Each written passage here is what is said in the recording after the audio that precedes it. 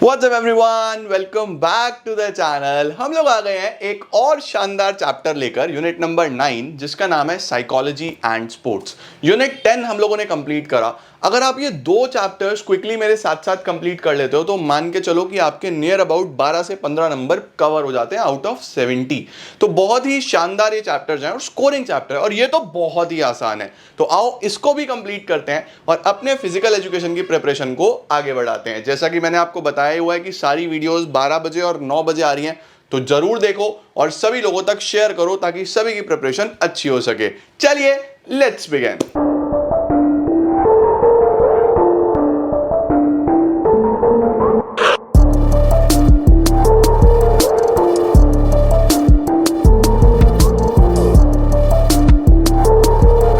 तो जो चैप्टर है उसका नाम है साइकोलॉजी एंड स्पोर्ट्स। इसके अंदर हम मेनली माइंड से चीजें देखने वाले हैं, एक साइकोलॉजी के बारे में बात करने वाले हैं कि एक एथलीट की, एक स्पोर्ट्स पर्सन की कैसी साइकोलॉजी होनी चाहिए या उसकी कैसी ओवरऑल पर्सनालिटी होनी चाहिए। तो जो हमारा सबसे पहला टॉपिक आता है वो आता है हमारे पास पर्सनालिटी, कि पर्सनालिटी क्या है। तो देखो मैंने ये जो डेफिनेशंस लिखी है ना, आपको एग्जाम में यही लिख के आनी है, पूरे नंबर मिलने वाले हैं, ये याद रखना। इस साल की वीडियोस में खास बात यही है कि एक एक डेफिनेशन ढूंढ के बहुत अच्छे से डिफाइन करी गई है। तो देखो पर्सनालिटी का मतलब क्या होता है, सबसे पहले तो याद रखना कि ये जो पर्सनालिटी है ये शब्द परसोना से आया है। परसोना का मतलब क्या होता है, मास्क। ठीक है, यानी कि एक इंसान जैसा दिखाई देता है सिर्फ वही उसकी पर्सनालिटी नहीं होती, उसके अंदर बहुत सारे अलग अलग चीज़ें भी होती हैं जो हम अभी पढ़ने वाले हैं। जैसे कि उसकी मेंटल एबिलिटीज़, जैसे कि उसकी सोशल एबिलिटीज़, वो किस तरीके से डिसीजन मेकिंग करता है, अगर उसके सामने कोई प्रॉब्लम आती है तो वो कैसे रिएक्ट करता है, वो कम्युनिकेशन कैसे करता है, जहाँ पे बहुत भीड़ होती है तो लोगों के बीच में कैसे रहता है, वो सबके साथ घुल मिल जाता है या अकेला अकेला रहता है। तो पर्सनैलिटी का ना काफ़ी बड़ा एक ऑरा है या पर्सनालिटी के काफी वाइड डेफिनेशन है जो आपको डिफाइन करनी होती है, राइट। तो क्या है हमारे पास पर्सनालिटी, आइए देखते हैं। The word personality is derived from Latin word persona which means mask. A mask was worn by various actors in dramas in those days of ancient Greek civilization. उस टाइम पे mask पहन के चलते थे, but basically यहाँ पे mask का मतलब है कि ओवरऑल पैकेज कंप्लीट। एक इंसान को आप सिर्फ उसकी फिजिकल अपीयरेंस से जज नहीं कर सकते, उसके पर्सनालिटी में बहुत सारी चीजें आती हैं, correct. Personality also refers to the pattern of thoughts, उसके thoughts, feelings, social adjustments and behaviors persistently exhibited over time that strongly influences one's expectations। यानी हर इंसान जब किसी दूसरे इंसान को देखता है तो उसकी कुछ ना कुछ एक्सपेक्टेशंस होती हैं, यानी कि वो किस तरीके से रिएक्ट करेगा, कैसे बिहेव करेगा, कैसे बात करेगा। तो ये सब एक पर्सनालिटी का पार्ट होता है। Personality usually means that an individual is much more than his outer appearance। सिर्फ outer appearance ही नहीं, उससे कई ज्यादा एक इंसान की पर्सनालिटी होती है, करेक्ट है। अब हमारे पास आता है the dimensions of personality. Personality के क्या क्या डायमेंशंस होते हैं, मैंने आपको बता ही दिया कि सिर्फ और सिर्फ अपीयरेंस ही नहीं, उसका दिमाग भी होता है। तो पहले जो दो चीजें हैं वो है फिजिकल डायमेंशंस, देन है मेंटल डायमेंशंस। फिजिकल में हम एक आउटर फिजिक की बात करेंगे। हर इंसान का एक अलग फिजिक होता है, कई बहुत मस्कुलर होते हैं, कई टॉल होते हैं, कई शॉर्ट होते हैं, सबका एक अलग अलग फिजिक है। हर इंसान को अलग अलग बनाया ऊपर वाले ने और हम सबको उसको एक्सेप्ट करना चाहिए हैप्पीली, है ना। तो क्या होता है हमारे पास physical dimensions. Physical dimensions is considered as the most significant dimensions of personality. It is based on the fact that first impression is the last impression. अब इंसान बोलेगा तो बाद में ना, पहले तो दूर से वो दिखाई ही देगा, correct. In fact physical dimensions is related to good physique, good appearance, good health, etc। Clear हो जाता है। Physically weak individuals can neither protect themselves nor contribute in the progress of the nation. इसका मतलब physically strong होना बहुत important है, क्योंकि जो फिजिकली वीक होगा वो खुद को भी नहीं प्रोटेक्ट कर पाएंगे और नेशन के लिए भी बहुत ज्यादा कंट्रीब्यूट नहीं कर पाएंगे। क्या आता है इसके बाद, नेक्स्ट आता है मेंटल डायमेंशंस। अब मेंटल क्या होता है, जो मैंने आपको बोला कि इंसान दिमाग से कितना अच्छा है। बहुत सारे ऐसे लोग हैं जो फिजिकली आपको बहुत अच्छे नहीं दिखेंगे बट मेंटली बहुत स्ट्रांग है, उनके अंदर बहुत सारी स्किल्स हैं, वो बहुत शानदार तरीके से कंप्यूटर्स को हैंडल करते हैं, वो बहुत शानदार तरीके से डिसीजन मेकिंग करते हैं, बहुत शानदार तरीके से उनका एटीट्यूड्स अमंग्स द पीपल आपको देखने को मिलता है। तो मेंटल में हम लोग इंसान के दिमाग की बात करते हैं। Mental dimensions is most significant attribute of a personality.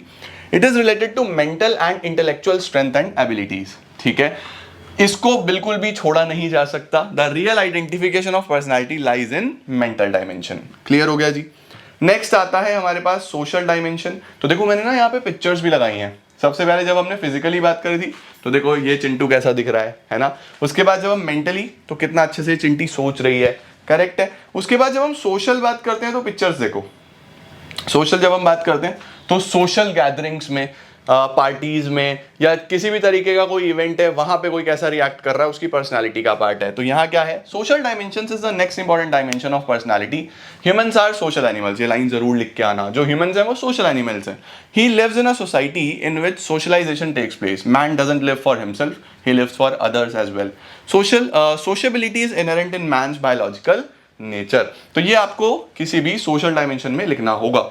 इसके बाद इमोशनल, इमोशनल में देखो ये कुछ गुस्सा कर रही है चिंटी चिंटू के ऊपर, तो इमोशन में आता है कि इंसान कैसे रिएक्ट करता है, उसका इमोशनल इंटेलिजेंस किस तरीके का है ना। कुछ लोग आप देखोगे अपने इमोशंस, अब क्रिकेट में हम MS धोनी को बोलते हैं, MS धोनी एक शानदार इमोशनल इंटेलिजेंस वाले पर्सन रहे हैं कि कोई भी डिसीजन हो भाई साहब एंगर नहीं, कोई भी डिसीजन हो काम रहना, रिलैक्स रहना, तो उनके अंदर इमोशनल डायमेंशन बड़ा शानदार है उनकी पर्सनालिटी में। तो इस तरीके की चीजें एक पर्सनालिटी का पार्ट होती हैं। Emotional dimension is also an important dimension of personality. Emotional dimension is related to emotional stability. To have emotional stability, it is an essential aspect of one's personality. It means that आपके पास proper control होना चाहिए आपके emotions पे। Fear, anger, disgust, distress, कुछ भी ऐसा situation हो, आपको कहाँ पे कैसा रिएक्ट करना है ये आपकी पर्सनालिटी शो करता है। तो हमारे पास कौन कौन सा आ गया पर्सनालिटी में, फिजिकल, मेंटल, सोशल और इमोशनल। सही हो गया, 4 चीजें हैं जो आपको याद रखनी है। अब हम आगे चलते हैं और करते हैं मोस्ट इंपॉर्टेंट टॉपिक जो एग्जाम में भी आपसे पूछा जाएगा, वो है द टाइप्स ऑफ पर्सनालिटीज। अब शुरू करते हैं हम लोग द टाइप्स ऑफ पर्सनालिटीज। तो जब भी टाइप्स ऑफ पर्सनालिटीज पढ़ेंगे तो इस साल हमारे सिलेबस में 2 ही टाइप्स हैं, एक तो जंग्स क्लासिफिकेशन और दूसरा बिग 5 थ्योरी। मोस्ट इंपॉर्टेंट है, बहुत ध्यान से करना, बिग 5 तो एग्जाम में आने के हाई चांसेस हैं, तो बहुत अच्छे से इसको लर्न कर लेना। क्लियर है? तो शुरू करते हैं हम लोग सबसे पहले जंग्स क्लासिफिकेशन के साथ। अब जो हमारे पास जंग्स क्लासिफिकेशन है इसमें पर्सनालिटी को 3 पार्ट्स में डिवाइड करा गया है, यानी कि एक इंसान 3 तरीके का हो सकता है। या तो वो होगा जो बस अपने अपने में रहता है, बस उसको थोड़ा सा लोगों से नेटवर्क करना अच्छा नहीं लगता, पार्टीज में जाना अच्छा नहीं लगता, कम बोलता है, अपने से मतलब रखता है, बस अपना टाइम बढ़िया चल रहा है, घर घर में रहता है, बाहर नहीं निकलता, उसको हम बोलते हैं इंट्रोवर्ट। ठीक है, उसको हम क्या बोलते हैं, इंट्रोवर्ट। एक होता है जो जिसको घर में बैठा ही नहीं जाता, जिसका मन करता है यार रोज पार्टी होनी चाहिए, रोज नए लोगों से मिलना है, रोज मस्ती होनी चाहिए, वो ओपन रहता है हर चीज को, मतलब उसको अच्छा लगता है लोगों से नेटवर्क करना, ज्यादा दोस्त होना, बड़ा सर्कल, घूमना फिरना, एंजॉय करना, वो होता है एक्सट्रोवर्ट। ठीक है, तो इंट्रोवर्ट हो गया, एक्सट्रोवर्ट हो गया। अब जो मोस्ट कॉमन होता है जो हमें देखने को मिलता है वो होता है दोनों का कॉम्बिनेशन, यानी कभी कभी इंट्रोवर्ट कभी कभी एक्सट्रोवर्ट। अपने फ्रेंड्स में एक्सट्रोवर्ट, जब कोई नए लोग दिखे तो इंट्रोवर्ट। यूजुअली लोग यही होते हैं, इनको हम बोलते हैं एम्बीवर्ट्स। तो हमारे पास यहाँ पे 3 कैटेगरीज हैं, इंट्रोवर्ट्स, एक्सट्रोवर्ट्स, एम्बीवर्ट्स। ठीक है, अब मुझे कमेंट्स में चाहिए, ये तो मुझे जानना है, आप लोग इस वीडियो में मुझे कमेंट में बताओगे कि आप कौन सी कैटेगरी में आते हो, क्या आप इंट्रोवर्ट हो, क्या आप एक्सट्रोवर्ट हो, क्या आप एम्बीवर्ट हो। मेरा अगर जानो तो पहले मैं बहुत इंट्रोवर्ट होता था, अभी फिलहाल मैं इस वाली कैटेगरी में आता हूँ। ठीक है, तो मैंने धीरे धीरे डेवलप करी चीजें, मुझे आप भी बताओगे कि आप कौन सी कैटेगरी में आ रहे हो। देखो, CG जंग has classified personality on the basis of सोशेबिलिटी characters, यानी कोई इंसान कितना ज्यादा सोशल हो रहा है लोगों के साथ, है ना। अब यहाँ पे क्या आता है, इंट्रोवर्ट्स, एक्सट्रोवर्ट्स, एम्बीवर्ट्स। तो इंट्रोवर्ट कौन होते हैं, the persons who share characteristic, जैसे शाय होंगे, सोशल विड्रॉल होंगे, टेंडेंसी टू टॉक लेस होंगे। देखो ये चिंटू बैठा है ना, बस अपने से मतलब है, कम बोल रहे हैं, शाय है ना। Owing to these characteristics such persons seem to be self centered, बस उनकी दुनिया अपने में ही है, छोटी सी दुनिया है, आसपास घूमते रहते हैं। ये वर्ड्स लिख के आना, बहुत शानदार नंबर मिलेंगे। Self centered and unable to adjust easily in our society. Perfect. Extroverts कौन होते हैं, काफी friendly, outgoing, talkative, social in nature, usually prefer social contacts. They are generous, supportive, courageous, बहुत सारी क्वालिटीज इनके अंदर होती हैं। कुछ लोग आपको लगता है ना यार बहुत जल्दी फ्रेंडली हो गया, है ना, वो सब इनमें आता है। They may be called happy, go, lucky persons. They show interest in present reality than future. उनको फ्यूचर से मतलब नहीं है, बोलते हैं भाई अभी मस्ती कर लो, कल हो ना हो। सही। They do not have hesitation. कोई हेजिटेशन नहीं है, अपनी फीलिंग जो मन में आया बोल दिया। तो ये लोग एक्सट्रोवर्ट्स होते हैं। नेक्स्ट क्या होते हैं, ambiverts. These are only few persons who are pure introverts और प्योर एक्सट्रोवर्ट्स। देखो मैंने बोला ना कि प्योर तो दोनों ऊपर में होते नहीं है, बहुत कम लोग होते हैं। तो ये है majority of person possess both the qualities और traits of introverts and extroverts. Such person are called ambiverts. I hope आपको ये बिल्कुल अच्छे से समझ में आ गया होगा। Intro extero Aamby, intro extero Aamby, ये जंग ने बनाया। ठीक है, नेक्स्ट क्या आते हैं, बिग 5 पर्सनालिटी थ्योरी, और उसमें आपको 5 कैरेक्टरिस्टिक्स याद रखनी है जिसको हम बोलते हैं ओशन। जिसको हम क्या बोलते हैं, ओशन, OCEAN। ओशन इसके अंदर आ जाता है। अब ओशन में ना नाम में ही सब छुपा हुआ है। सबसे पहले बिग 5 में, ये बहुत इंपॉर्टेंट है एग्जाम के लिए, सावधान इंडिया सवाल लिख लेना इसको, SIS। ओपननेस। ओपननेस का क्या मतलब है, ऐसे लोग जो बहुत जल्दी ओपन हो जाते हैं, जो सभी के साथ घुल मिल जाते हैं, सभी के साथ फ्रेंडली हो जाते हैं, तो उसको हम ओपननेस बोलते हैं। Persons who like to learn new things, new concepts, enjoy new experience, usually remain on the top in openness। यानी कि वो काफ़ी इमेजिनेटिव होते हैं, नई चीज़ों को सीखना चाहते हैं, उनके अंदर एक हंगर होता है कि यार ये क्या है, ये क्या इंटरेस्टिंग चीज़ है, तो वो ओपननेस वाली क्लासिफिकेशन में आते हैं। दूसरे होते हैं कंसाइशियसनेस। कंसाइशियसनेस में कौन से होते हैं हमारे पास, वो लोग जो काफ़ी केयरफुल होते हैं। ठीक है, कंसाइशियसनेस में हम लोग जो शब्द लेके चलते हैं वो है केयरफुल। हर चीज़ बहुत सोच समझ के करना, हर डिसीजन बहुत अच्छे से दिमाग से लेना, कोई भी नई चीज़ लेने से पहले 10 बार सोचना, तो काफ़ी कंसाइज होते हैं ये लोग, काफ़ी ज़्यादा केयरफुल होते हैं ये लोग। ओपननेस में तो ओपन टू एवरीथिंग थे, ये ऐसे नहीं है, ये काफ़ी केयरफुल है, बहुत ज़्यादा ध्यान से चीज़ें करने वाले। ये कौन होते हैं, persons who have a high degree of conscientiousness are reliable and prompt.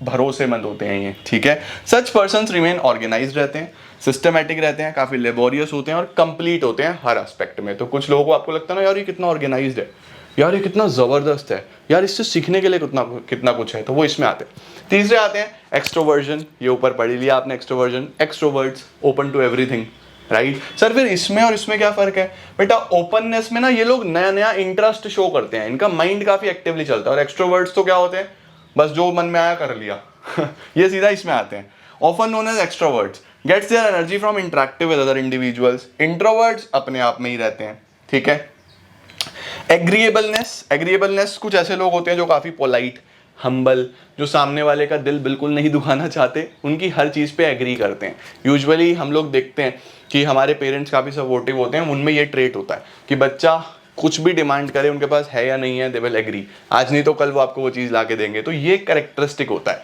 तो कुछ पर्सनालिटीज़ ऐसी होती हैं, such individuals are friendly, cooperative, compatible, kind and gentle. जो बहुत ज़्यादा होते हैं आर मोर डिस्टेंट और aloof. They are usually kind, generous, affectionate, sympathetic, sympathy उनमें काफ़ी ज़्यादा होती है, राइट। तो ओशन में लास्ट रह गया N, न्यूरोटिसिज्म। न्यूरोटिसिज्म बेसिकली क्या होता है, यहाँ पे ना इनके इमोशंस इनके ऊपर भारी रहते हैं। जो इस कैटेगरी में आते हैं लोग, उनको एक फियर, एक नेगेटिव इमोशंस उनके ऊपर काफ़ी ज़्यादा रहते हैं, तो इनको डिसीजन मेकिंग में काफ़ी प्रॉब्लम आती है। कोई भी चीज़ सोचते हैं पहले नेगेटिविटी उनको घेर लेती है, तो वो इस वाली कैटेगरी में आ जाते हैं। क्या लिखा है, neuroticism is also called emotional stability. This domain or dimension relates to one's emotional stability. कितना ज़्यादा emotionally stable and the degree of negative emotions. यहाँ पे ज़्यादा हम negative emotions की बात करेंगे। Persons who have high neuroticism usually experience emotional instability. जिनका ये high होगा ना, उसमें emotional instability रहती है। And negative emotions. Such individuals remain moody and tense. इनके mood swings बहुत ज़्यादा होते हैं, थोड़े परेशान रहते हैं, चुप चुप रहते हैं। तो ओशन में ये 5 चीज़ें हैं जो आपको याद करनी है। जंग ने क्या क्या बताया था, तो पर्सनालिटी में आपको जंग करते हुए ओशन में जाना है। क्या बोला मैंने, पर्सनालिटी में जंग पे जाते हुए ओशन में पहुंचना है। जंग में इंट्रो, एक्सट्रो, एम्बी, और यहाँ पे ओशन। क्लियर हो गया, ओपननेस, कंसाइशियसनेस, उसके बाद ई से आगे आपके पास एक्सट्रोवर्ट्स वाला पार्ट, ए से आगे आपके पास एग्रीबलनेस, और लास्ट में एन से आता है आपके पास क्या भला, न्यूरोटिसिज्म। ठीक है, तो this was all about personality guys. अब हम मूव फॉरवर्ड करते हैं अपने नेक्स्ट टॉपिक की तरफ। तुम्हें इसका स्क्रीनशॉट लेना है तो जल्दी से ले लो। अब ये आ गया आपके पास एक नया टॉपिक जिसका नाम है एग्रेशन। बहुत ही ज़्यादा कॉमन और बहुत आसान सी चीज़। तो एग्रेशन क्या होता है, हम लोग देखते हैं ना, हम डेली लाइफ में कुछ लोग होते हैं, हम लोग बोलते हैं यार तू बहुत एग्रेसिव है। एग्रेसिव का मतलब होता है कि उनका जो एंगर होता है किसी भी चीज़ पे, वो इस तरीके से रिस्पॉन्ड करते हैं कि लगता है यार सामने वाला बहुत ज़्यादा गुस्से में रिएक्ट कर रहा है। तो अब इस चिंटू को देखो, लग रहा है ना एकदम गुस्सा है, एकदम कि उसके दिमाग पर हमेशा गुस्सा चढ़ा रहता है। बट एग्रेशन भी कई तरीके का हो सकता है। कुछ लोग अपने गुस्से को, अपने एंगर को, अपने एग्रेशन को पॉजिटिवली चैनलाइज कर लेते हैं, वो उसको एज अ पॉजिटिव यूज करते हैं। जैसे फॉर एग्जांपल कुछ लोगों के साथ किसी ने कुछ कह दिया, है ना, जैसे किसी ने बोल दिया कि यार तुमसे जीवन में कुछ नहीं हो पाएगा, राइट। तो अब तुमसे जीवन में कुछ नहीं हो पाएगा, एक तो कहेगा तेरे ऐसी की तैसी, तेरे से भी कुछ नहीं हो पाएगा, लड़ने लगेगा उससे। दूसरा कहेगा अच्छा ठीक है यार तूने क्या लिया ना, मैं करके दिखाऊंगा। तो वो उसके लिए एक पॉजिटिव वे में उसने यूज करा। तो एग्रेशन को अलग अलग तरीके से चैनलाइज किया जा सकता है। क्या है एग्रेशन? सबसे पहले in psychology the term aggression refers to a range of behaviour. देखो हम यहाँ पे ना रेंज ऑफ बिहेवियर की बात करते हैं यार, कुछ लोग किसी तरीके से बिहेव करते हैं, कुछ लोग किसी तरीके से बिहेव करते हैं। तो यहाँ पे हम कंसिडर करते हैं range of behaviour that can result in both physical and psychological harm to oneself। Physical harm भी हो सकता है, साइकोलॉजिकल हार्म भी हो सकता है, मेंटली भी ये इंपैक्ट करता है, और फिजिकली तो लड़ाई झगड़ा हो ही जाता है लोगों को एग्रेशन में, ठीक है। उसके बाद this type of social interaction centres on harming another individual either physically और मेंटली। एग्रेशन में लोग सामने वाले को कई बार फिजिकली या मेंटली हार्म करते हैं। अब स्पोर्ट्स में सर एग्रेशन का क्या काम है यार, आप लोग देखते ही हो, हमारे क्रिकेट की जब हम बात करते हैं तो हमारे मिस्टर विराट कोहली एग्रेशन की सबसे बड़ी पहचान। बट पिछले कई समय से एग्रेशन क्रिकेट में देखने को मिलता है। सौरव गांगुली जी ने, आपने देखा लॉर्ड्स में अपनी टी शर्ट घुमा दी थी पूरी, मुझे पता नहीं तुम लोगों ने वो देखा है या नहीं देखा है, मैं तुम लोग को दिखाने की कोशिश करता हूँ। जब हम एग्रेशन की बात करते हैं तो ये देखो हमारे पास, ये देखो ये फोटो तो बहुत पॉपुलर है हमारे किंग कोहली की। तो इस तरीके का एग्रेशन उनमें देखने को मिलता है। इसके अलावा बहुत सारी पिक्चर्स हैं, बहुत सारी, तुम मत देखना। ये देखो, ये सौरव गांगुली, यहाँ से एग्रेशन की पहचान। सौरव गांगुली जी के साथ मैं मिला था, इनसे बहुत अच्छा लगा मुझे मिलके। मैंने इंस्टाग्राम पे पिक्चर भी अपलोड करी हुई है, अगर आपको नहीं पता तो जाके देखना, लाइक कर देना और वहाँ पे कमेंट कर देना कि तुम इस वीडियो के बाद वो पिक्चर देखने आए हो, ठीक है। तो एग्रेशन काफ़ी ज़्यादा यूज़ करते हैं लोग, positively as well as negatively. Virat को तो आप बहुत देखोगे किस तरीके से वो पॉजिटिवली अपने एग्रेशन को चैनलाइज्ड वे में अब यूज़ करते हैं। पहले बहुत खतरनाक एग्रेशन था, दिखाता हूँ मैं वो भी कि क्या क्या चीज़ें होती हैं। तो देखो जी, अब हम लोग इसको, एग्रेशन का मीनिंग हमने देख लिया, ठीक है। Aggression in the field of sports and games comes out of frustration, जो गोल ब्लॉकेज की वजह से होता है। गोल ब्लॉकेज का मतलब कि जो मेरा गोल है वो पूरा नहीं हो पा रहा, क्रिकेटर्स आउट हो जाते हैं तो फिर वो एग्रेसिव हो जाते हैं, तो ये सारी चीज़ें इसमें आ जाती हैं, ठीक है। अब टाइप्स ऑफ एग्रेशन की बात करते हैं तो हॉस्टाइल, इंस्ट्रूमेंटल, एजर्टिव। सबसे पहले मैं बात करता हूँ हॉस्टाइल। हॉस्टाइल होता है खतरनाक, कि सामने वाले ने मुझे कुछ कहा तो मैं उसको और 4 गाली दूंगा। तो ये होता है बेसिकली जिसमें ना फिजिकल हार्म तक हो जाता है। आप देखोगे कई बार क्रिकेट में लड़ाई झगड़ा इतना ज़्यादा हो जाता है कि बॉलर ने बोला कि क्रिकेट की ऐसी की तैसी, मैं तो इसके मुंह पे बॉल मारूंगा। इतनी तेज फास्ट बॉलिंग करने लगते हैं, बाउंसर पे बाउंसर, बाउंसर पे बाउंसर। पहले भी मैंने ये एग्जांपल दिया था कि आप पहले की टाइम में जब कपिल देव वगैरह हुआ करते थे, तब उस टाइम पे हेलमेट्स नहीं होते थे। सचिन के भी नाक पे बॉल लगी और नाक फूट गया, एकदम से खून ही खून हो गया। तो बहुत ज़्यादा हॉस्टाइल एग्रेशन के साथ वो लोग बॉलिंग करते थे कि सामने वाले को इंजर्ड कर दो। तो जहां पे भी फिजिकल इंजरी इन्वॉल्व होती है ना, वो ये होता है। हॉस्टाइल एग्रेशन इज इन्फ्लिक्टिंग और causing harm, whether it is physical or psychological on someone else. It is sometimes referred to as reactive aggression भी बोलते हैं इसको, and it can be accompanied by anger. Usually लोग गुस्से में ये सारी चीजें करते हैं। Good example of hostile aggression is a bowler throwing a bouncer deliberately जान के कर रहा है to shake up the concentration of the batsman, ठीक है। अब ये तो हो गया बड़ा खतरनाक यार। अब जब एक इंसान इसको एक चैनलाइज्ड वे में अपने पॉजिटिव के लिए यूज करने लगे, है ना, तो उसको हम बोलते हैं इंस्ट्रूमेंटल। इंस्ट्रूमेंटल बेस्ट एग्रेशन होता है। हर इंसान को एग्रेशन होना चाहिए अगर वो इंस्ट्रूमेंटल है, क्योंकि वो उसके लिए पॉजिटिवली काम करता है, वो उसके लिए एक मोटिवेशन के तरीके से काम करता है। Instrumental aggression is displaying aggressive behaviour in the pursuit of a non aggressive goal. Goal मेरा एग्रेसिव नहीं है, लेकिन मुझे दिमाग में मेरे एग्रेशन है कि मुझे अपना बेस्ट करना है। It is also known as channelled aggression. ये देखो, इसको चैनल्ड बोलते हैं, और इसको हम लोग क्या बोलते थे, रिएक्टिव। ये रिएक्टिव है, ये चैनल्ड है, ठीक है। This type of aggression comes in contact sports. For example rugby player using aggression to tackle his opponent, है ना। फुटबॉल में भी हमें देखने को मिलता है काफी अच्छे तरीके से सामने वाले से बॉल दूर रखना, राइट। तीसरा कौन सा आता है हमारे पास, असर्टिव बिहेवियर।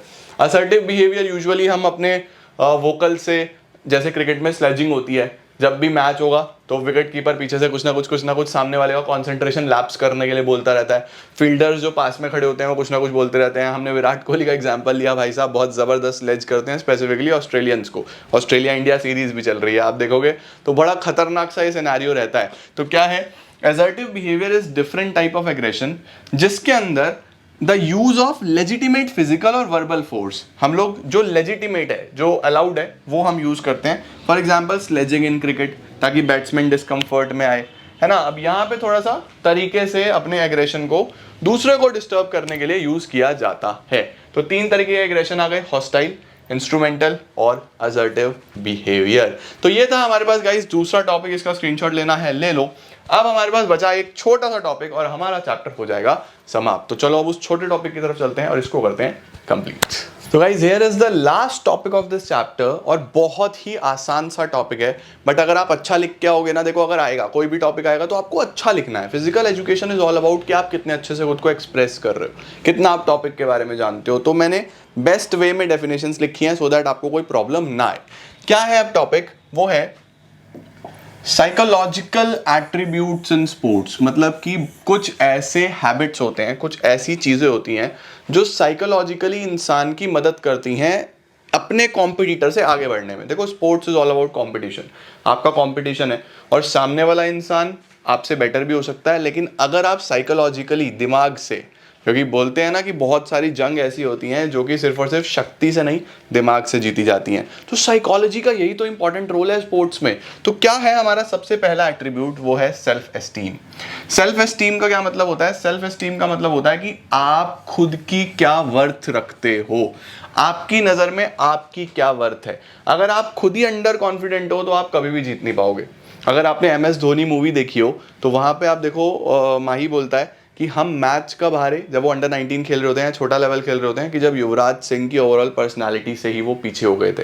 युवराज सिंह को पिछले शाम को देखा कि यार ये तो स्टार बल्लेबाज है, एक्सीलेंट प्लेयर है, तो वहाँ पे उनका बॉडी लैंग्वेज, उनका कॉन्फिडेंस वैसे ही लूज हो गया था। तो आप खुद को कैसे देखते हो, आपकी नज़र में आपकी क्या वर्थ है, ये साइकोलॉजिकली आपको सेट रखना पड़ेगा। क्या है? It is defined as the worth and the competence that we attribute to our self. आपका खुद का क्या मेंटल इमेज है, आपकी नज़र में आप कितने कैपेबल हो, ये आपकी सेल्फ एस्टीम दिखाता है। It is one's mental image in your own head. Correct है जी। इसके बाद आता है मेंटल इमेजरी। मेंटल इमेजरी क्या है? देखो, मेंटल यानी आप दिमाग से इमेज बना रहे हो अपनी खुद की। आपने बहुत सारे क्रिकेटर्स को देखा होगा, जब वो खेलते हैं तो शैडो प्रैक्टिस करते हैं। लाइक आप देखो कोई क्रिकेटर्स आउट होते हैं, आउट होने के बाद फिर वो वही शॉट प्रैक्टिस करते हैं कि यार मुझे कवर ड्राइव लगानी थी और मैं गूगली के चक्कर में बोल्ड हो गया, है ना, थोड़ा सा मैं ज़्यादा क्रिकेट में चला गया। तो कई बार ऐसा होता है कि प्लेयर कोशिश कर रहा होता है कोई पर्टिकुलर शॉट लगाने का और वो आउट हो जाता है, तो वो आउट होने के बाद भी उसका प्रैक्टिस करके चलता है कि यार ये इस तरीके से खेलना था, जिसको हम शैडो प्रैक्टिस भी बोलते हैं क्रिकेट में। तो यहाँ पे क्या होता है, it is described as mental training. आप खुद को मेंटली प्रिपेयर करते हो, जिसमें एक एथलीट इमेजिन करता है खुद को एक्चुअल स्पोर्टिंग एनवायरनमेंट में, कि यार आप खुद ही इमेजिन करके चल रहे हो। फॉर एग्जाम्पल कल वर्ल्ड कप का मैच है, तो आज रात को प्लेयर्स खुद को इमेजिन कर रहे होंगे, विराट कोहली इमेजिन कर रहा होगा यार कल 100 में कैसे कर रहा हूँ।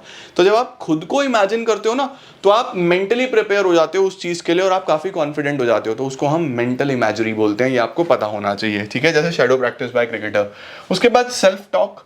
सेल्फ टॉक, अपने आप से बात करना। जब भी हमने सुना है बहुत सारी, मुझे नहीं पता आप लोगों, सहवाग, आपको पता होगा सहवाग, हम लोगों ने बहुत देखा है छोटे होते क्रिकेट में। सहवाग सचिन ओपनिंग करते थे, तो सहवाग जब भी बैटिंग करने जाते थे तो गाना गाते थे। उनको एकदम से कोई फियर ही नहीं होता था किसी भी चीज़ का, गाना गाते थे, बड़ा फन मोमेंट रखते थे। तो कई बार ऐसा होता है कि एथलीट्स खुद से बात करते हैं, खुद को एक विजन दिखाते हैं कि यार मुझे ऐसा करना है। मैं जब क्रिकेट खेलता था, मैंने काफ़ी अच्छे लेवल तक क्रिकेट खेला है अपने स्कूल कॉलेज में, डोमेस्टिक लेवल पे बहुत अच्छा लेवल तक क्रिकेट खेला है। तो जब मैं क्रिकेट खेलता था तो वहाँ पे मैं खुद से बात करता था कि यार पिछली बार मुझे इस पर्टिकुलर बॉलर ने आउट किया था, इस बार मैं इसकी ऐसी तैसी कर दूंगा, इस बार आए मैं प्रिपेयर्ड हूँ। मैं नेट प्रैक्टिस बहुत ज़्यादा करता था, तो खुद से बात करता था ना, तो कॉन्फिडेंस रहता था। तो क्या है सेल्फ टॉक? द वर्बलाइजेशन और स्टेटमेंट्स जो एथलीट्स रिपीट करते हैं खुद को प्रायर टू, यानी कि या तो मैच से पहले या फिर ड्यूरिंग द स्किल एग्जीक्यूशन, या फिर मैच के अंदर ही जब खुद से हम बात करते हैं तो उसको हम सेल्फ टॉक बोलते हैं। परफेक्ट है। लास्ट होता है गोल सेटिंग। आपके माइंड में क्या है, ये सबसे पावरफुल चीज है।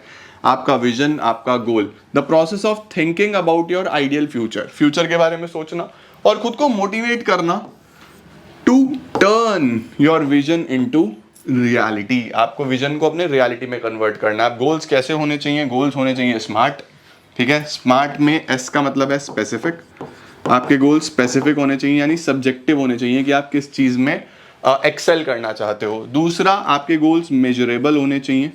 आप ऐसा गोल रखो जिसको आप मेजर कर पाओ, आपके गोल्स मेजरेबल होने चाहिए। तीसरा, आपके गोल अचीवेबल होने चाहिए या अटेनेबल होने चाहिए। आप ऐसा गोल मत रखो जो अचीव ही नहीं हो सकता। तो आपको क्या करना है, आपके गोल, मैं दोबारा लिख देता हूँ, मेजरेबल, जिसको आप मेजर कर पाओ, अचीवेबल या अटेनेबल, जिसको आप अचीव कर पाओ। कोई भी ऐसा गोल मत रखो जो अचीवेबल ही नहीं है, तो वो आपको डिमोटिवेट कर देगा। उसके बाद हमारे पास आता है टी से होता है टाइम बाउंड, कि आपके जो गोल्स हैं वो टाइम बाउंड होने चाहिए। टाइम बाउंड का मतलब कि एक समय के साथ जुड़े होने चाहिए, यानी कि मैं सक्सेसफुल हो जाऊंगा, कब होऊंगा, जब हो जाऊं। भाई समय रखो कि 1 साल में, 2 साल में, कब ये यहाँ पहुंचना है। दूसरा, रेलेवेंट। रेलेवेंट का मतलब जो आपके फील्ड से जुड़ा हुआ हो, आपके लिए इंपॉर्टेंट हो, वो होना चाहिए। ऐसा नहीं है कि आप किसी भी चीज़ का गोल सेट कर रहे हो। तो सबसे पहले स्पेसिफिक हो, मेजरेबल हो, अटेनेबल हो, रेलेवेंट हो और टाइम बाउंड हो। तो your goal setting should be smart. ठीक है, तो ये था गाइस हमारे पास साइकोलॉजी एंड स्पोर्ट्स। मुझे पूरी उम्मीद है आपको ये चैप्टर समझ आ गया होगा। 10 और 9 हमने कंप्लीट करा। कल 12 बजे मिल रहे हैं हम लोग, जिसमें हम चैप्टर नंबर 8, और कल रात को 9 बजे चैप्टर नंबर 7। आपके 4 चैप्टर कंप्लीट हो जाएंगे कल, तो मेरे साथ साथ पढ़ते रहो। उसके बाद भी हम बहुत कुछ शानदार करने वाले हैं, तो अपनी पूरी शक्ति बचा के रखना और फिजिकल एजुकेशन को अच्छे से प्रिपेयर करना। 70 में से 70 तो भाई लाने हैं। All the best everyone, I am gonna see you all super soon. But एक छोटी सी चीज, वीडियो लाइक जरूर करना यार, और सभी फ्रेंड्स तक शेयर करना। Thank you so much.